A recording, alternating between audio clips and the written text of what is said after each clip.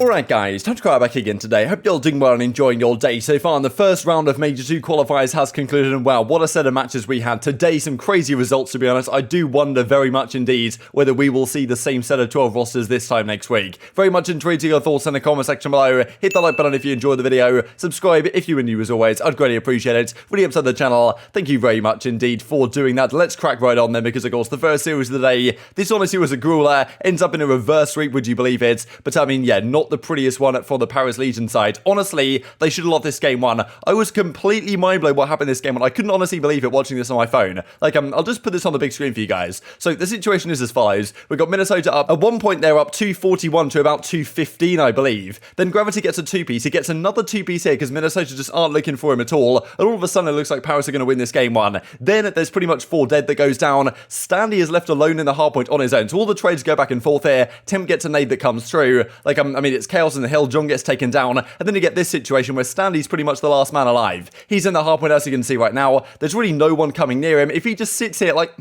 I'm honestly, like, I still can't believe I'm watching it back. I don't know what's going on in his head. He thinks, I guess, that someone's going to pinch a mid. If he just sits in the hardpoint and just camps there, literally puts down his controller, they win this game. Like, but for some reason, he gets out of it again. He then comes back, and by the time he comes back, like, at least 2 or 3 seconds has been wasted. He gets the first kill. He gets out of it again. Like, honestly, you can't make this stuff up. He eventually dies. Paris get and win the game. Like, it genuinely looked like he was just trying to throw the game away. I have no idea what was going through his head there. Genuinely one of the more ridiculous ways to lose a hardpoint I think I've ever seen. I genuinely thought he was trolling. Like, well, as Zero says, you know, is he trolling? What is going on here? Like, honestly, like, match fixing, right? I'm pretty sure Octane tweets this out. I thought it was kind of funny. But Hicksy even says the following. He's like, look, I demand a match fixing investigation. It genuinely looked like Standy had so like $100 or whatever on Paris to win that game one, because he tried everything he possibly could to throw that game away. But look, as the series concluded, it didn't matter. But I mean, yeah, I don't know how Minnesota throw away some of these hardpoints. It simply does not make any sense. They then go on to lose the game 2 as well in Tuscan. And at this point, you're thinking, damn, Paris are looking okay. Like, I mean, they really didn't do that much special the first 2 maps, I thought. Just Minnesota played pretty terribly. Then Minnesota started bringing it back. And that's the thing with Paris. They generally have a hard time in a lot of the respawns, especially when you've got one of your players drawing a .49. We'll have a look at the final stats here in a second. But Minnesota complete the reverse sweep. They win the control. Like, they get an offense done. They win most of the defenses. Kind of standard stuff here on Tuscan. Then they win the game 4 as well. And then Minnesota win a game 5 to complete the reverse sweep. You're not really going to bet against them. So they do complete the reverse sweep. It wasn't particularly impressive. But yeah, what most people were talking about after the game was the fact that Jimbo had, I believe, one of the worst series that we've ever seen in the CDL. Like, the stats here are just disgusting. Like, avert your eyes, because, well, as Nameless says, heard Jimbo is on high ping.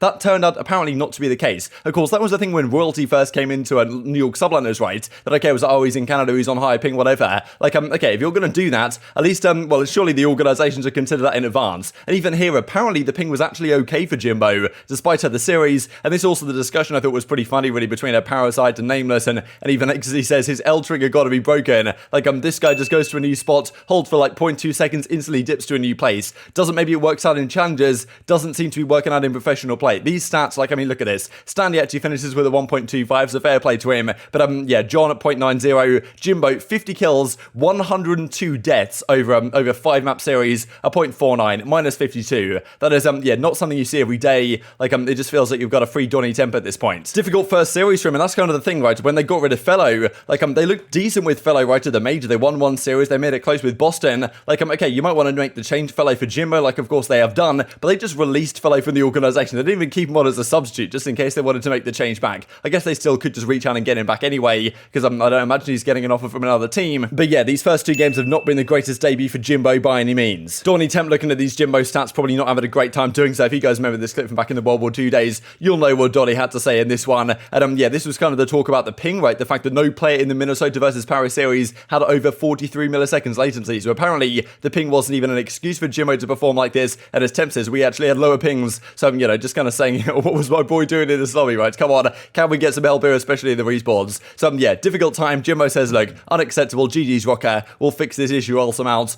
You know, I imagine that's the case. We've got to talk then about this New York series. This was a much quicker one. I mean, yeah, they played up against Florida. I called earlier today a bit of a hot take. They'd win a hard point. Didn't happen. sudden, I mean, look, I didn't honestly think a team could be in such a state of depravity at the point that they'd actually do something this chaotic, right? They put CleanX on the SMG, Neptune on the second AR. Like, there's just no way that's ever going to work. Maybe for a very short period of time, it could make the team slightly better, but, you know, it's obviously not going to be a long-term solution, is it? They tried anyway. They challenged Florida on Bacard. That was the thing. Today I said, okay, look, if you avoid Bacard against Florida, they could win a hardpoint. They decided to go into it anyway. I just don't know what's going through their head, to be honest. It's just sad to witness a team in a state like this, to be perfectly honest, especially given the legendary status that CleanX and Clayster understandably have, and for very good reason. So Crim was on the second SMG with Hydra, and I mean, look at this, right? Someone on the street out, SMG6 is here. He gets a nice few kills. He honestly looked pretty good this series. The stats at the end don't really tell the story that I think Crim again was the second most impactful player behind Hydra. But I mean, look at the scoreboard, baby. 181 to 50 already. Just goes to show that this game did not start off particularly well. They narrowly avoid getting 100-point clubs, but I mean, yeah, 0 and 13 in hardpoint. Just shambolic.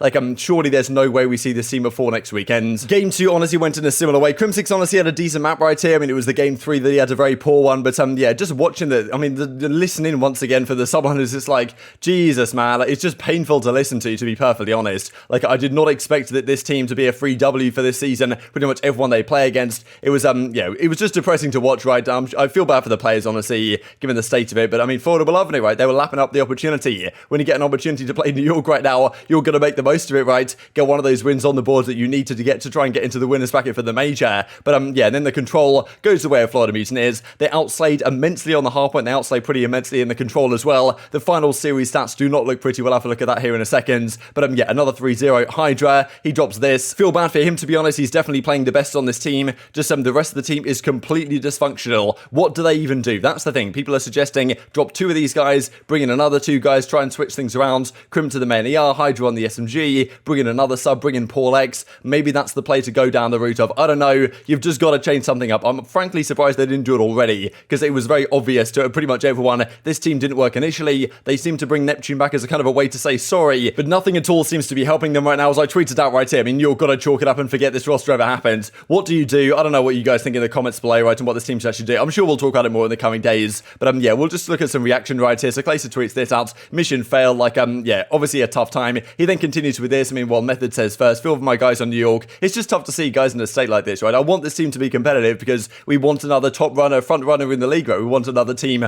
up there competing for championships. We thought this team could be a roster like that, but I've got even more questions to answer now, frankly, than they already had. Clay continues with this. I ain't even mad. Game field extremely hard to play when we're trying to break every single hill. Rotations are awful. Can't hold a setup for one single wave. Just constant sprint simulator with an auto is legit impossible. Felt bad for Clay on the map one as well. Having to go into a Bacage hardpoint like that against Florida, like with the auto, is never going to be the easiest time. Final series stats look like this. I mean, look, it's just vintage stuff from the New York subliners. I mean, look, I don't even need to describe it. If you guys haven't looked at this yet, for some reason your eyes are closed or something, you can probably just predict what the series scoreboard looks like before you open your eyes. And here we go then, the marquee match of the day. This was a ridiculous series from start to finish. I couldn't believe what I was seeing, to be honest, right? The way map 1 went, map 2 went, back and forth, and then finally the teams actually decided to compete together and have a very close map on the game 5. Absolutely down to the wire. Some crazy rounds we're going to dive into here. But yeah, this entire series was ridiculous. I was thinking OpTic come in here and win this one pretty comfortably. Thieves in their search and destroy recently have been nowhere near where they need to be to win a series like this up against OpTic. And well, it looked like that was exactly going to be what happens after the game 1. This was pretty much a flawless Tuscan hardpoint. They win all Tuscans in this series, OpTic do, to take it in the game 5, round 11 that we shall dive into. But yeah, this game 1, 250 to 92, I believe it was. 93 actually, as you can see on the scoreboard. Whatever the case was, right, it was pretty 98 actually, I believe it might have been. But anyway, OpTic win this one pretty comfortably. And I mean, yeah, the slaying out of the OpTic guys was just ridiculous. I was so impressed the fact that they came out here on a map that I'm pretty sure Thieves were 4-0 on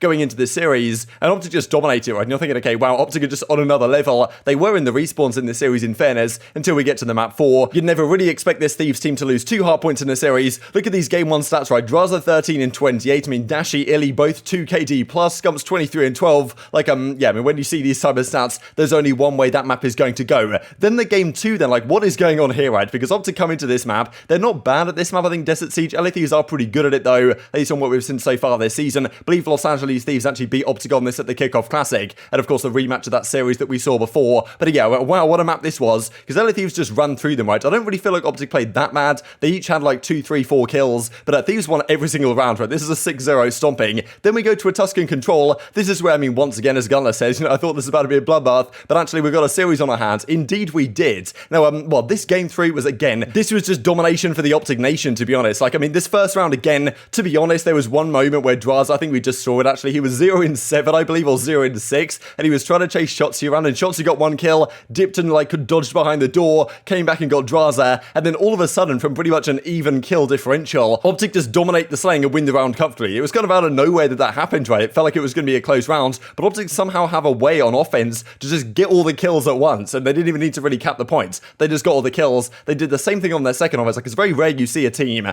like win 2 offenses in one map. They of course go up 2-0, they win the defense, and then the final round, a very similar story. A close towards a favor. It felt like Thieves were going to hold on, then out of nowhere, all the OpTic kills go in their favor. They win this one 3-0, but I honestly thought at this point, just looking at the way the scoreboard had gone the first few maps, like, look at the slang as well. Drazah's 18-22, Octane's 18-19, like, I mean, you don't see that every day. And then it was time for a Berlin hardpoint. This is a map where I just don't feel like OpTic looked particularly comfortable. There was a moment in the middle of the game where Shotzzy went on like a 7 spree. He was the most annoying player in the world. Like, you're just watching him on the minimap. Like, they were doing it, Thieves listening at the time, and they said, okay, yeah, Shotzi's top 3. Oh no, he's in the hardpoint. Oh no, he's in some library room, right, that I didn't even know existed. Like, I'm just shooting people in the back. I'm like, oh my god, this guy's just ridiculous, out of control. So, I mean, yeah, he makes a good play in the middle of the game, but Thieves, in fairness to them, their comms still sounded pretty good. They got control of the map. They brought it back. I think this is the only map, really, that OpTic don't look comfortable on in hardpoint, to be honest, that I've seen them play so far. This obviously didn't help as well going into this particular hardpoint here. When OpTic had the back spawns, they had a decent chance to break, and then Dashy, that being the number 1 arrow, spawns off looking backwards, falls straight off the map, has to deal with the respawn delay again, and then eventually comes back in and spawns up a few seconds later. But that was not pretty for the OpTic guys. Didn't put them in the best position by any means. They ended up losing this map 250 to about 180 or something, or 250 to 205 actually. OpTic made a nice little comeback at the end, but yeah, Thieves closes out the first map of the series that was actually close. Then another map that was close was certainly this game 5. Honestly, one of the best S&Ds I've ever watched. Like, I mean, look, it wasn't the best in terms of teams playing flawless Call of Duty. Certainly not the case, because Los Angeles Thieves and OpTic both threw away a lot of advantages in this game.